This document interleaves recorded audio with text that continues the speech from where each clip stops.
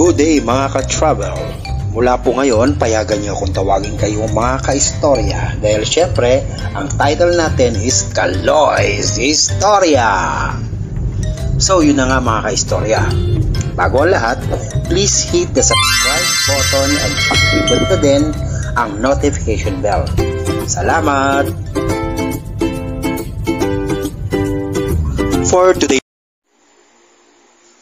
For today's video, babaybayin po namin ang kahabaan ng Jose Abad Santos Road dito sa Lubao, Pampanga.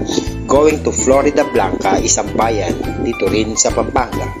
Dahil pupunta po tayo sa Angeles City at syempre nga, para makapag-explore tayo, ating ding dadaanan ang Porac, Pampanga na siya ko namang isi-share sa inyo sa aking mga susunod pang mga videos. So, yun na nga mga ka-istorya. Papasok na tayo ng San Antonio, Guagua, Pampanga. So, that's pag nag-right turn ka. Diretso ka ng Guagua proper nun. Pag dumiretso ka naman, Gulangco, diretso nun, going to Manila. So, for now, dahil pupunta nga kami sa Angeles City, Pampanga, para makapag-explore, liliko tayo pakaliwa papuntang Florida Blanca, Pampanga. Okay? Yun nga, for today's video, dadaanan lang natin ang part ng Guagua along Florida Blanca Road hanggang makarating tayo sa part naman ng Lubao along San Roque, First Dau hanggang makarating tayo sa arc ng Florida Blanca, Pampanga. So, ayan, andito na po kami sa Gulangco intersection. Kakanan po tayo dito sa Jose Abad Santos Road, Guagua. Mga ka-istorya, alam nyo ba kung kayo ay nagugutom at para sa inyong mga food trips mga ka-istorya, pagliko nyo pa kanan, mga around 150 o 200 meters galing kayo dito sa pagliko nyo, on my right makikita nyo, no? Aling Kunching's Native Kapampangan Food. Ang sasarap ng pagkain na subukan nyo. Nasubukan namin, masarap. Actually, ayan. Bagal tayong konti. Yeah. May branch pa yan sila sa Jose Abad Santos dun. Pati sa SM Pampanga naman, no?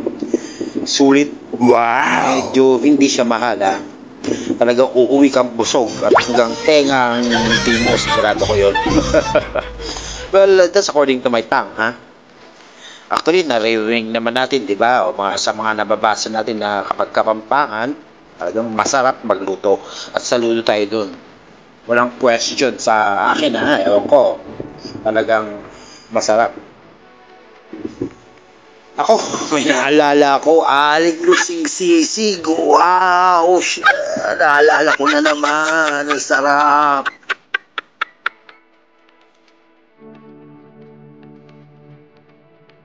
On the way naman, madadaanan natin ang Pines Brownies and Delicacies, no? So, dito yung main branch nila. So, siguro naman natikman nyo na yan, no? At marami nakadisplay yan sa mga supermarket, mga groceries, gano'n. So, yun. So, ayan, nasa harapan natin, kung napapansin ninyo, yung jeep na yellow, yellow yan, di ba? Yan ang rumorota dito. So, from Gulangco Terminal yan, ha? Diretso yan sa Florida Blanca. Medyo napansin ko, mabilis naman ang pila. Tuloy-tuloy lang ang biyahe nila. Hindi ko lang naitanong kung 24/7 ba yan. Anyways, malalaman nyo naman yan pag bumista kayo dito. So, yun.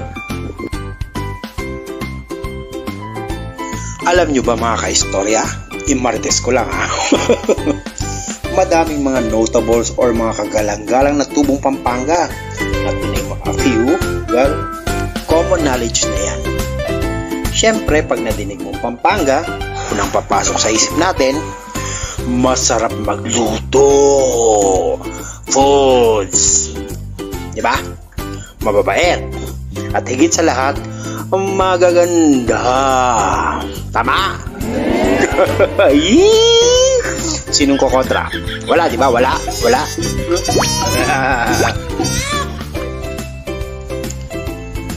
Ayon naman sa mga nabasa ko at narinig, ang lubaw daw ay galing sa word na low.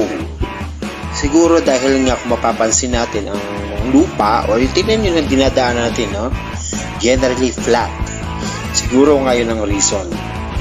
Medyo mababa ang terrain kaya naging low. Wow. Okay? Yun. Konting kaalaman lang naman. Itong lubaw naman is founded ng mga Augustinian missionaries noong September 1951.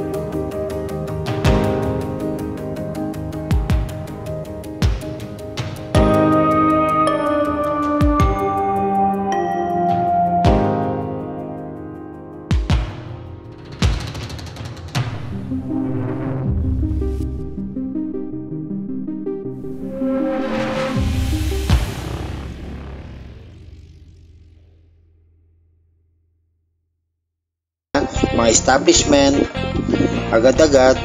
So very accessible lang lahat. Paglabas mo, andyan na magkakatabi lang sila. Napapansin ko lang na kahit busy road ito, no, malinis. Makikita natin, no, halos sa mga major establishment nga is madadaanan mo na lang along the highway. Pero well-organized naman sila. Meron kasing ibang lugar, naku po, napakasikip na nga, paradahan pa ng paradahan kahit wala nang madaanan, makaraos lang.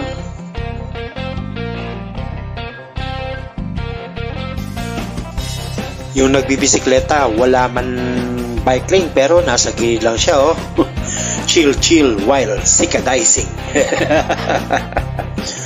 Ang daan walang kahit anong sagabal. Sana all, no? Over the world. Itsurang mayayaman dito, no? Nakakayang dumaan, baka makabasag.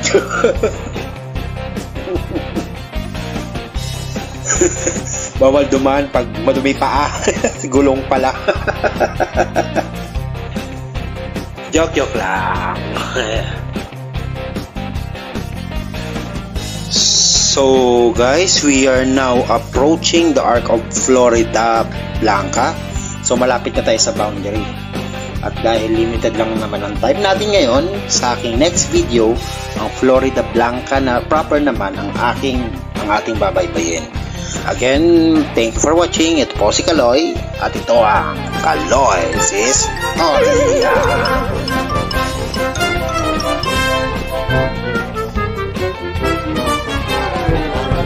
Bye-bye for now.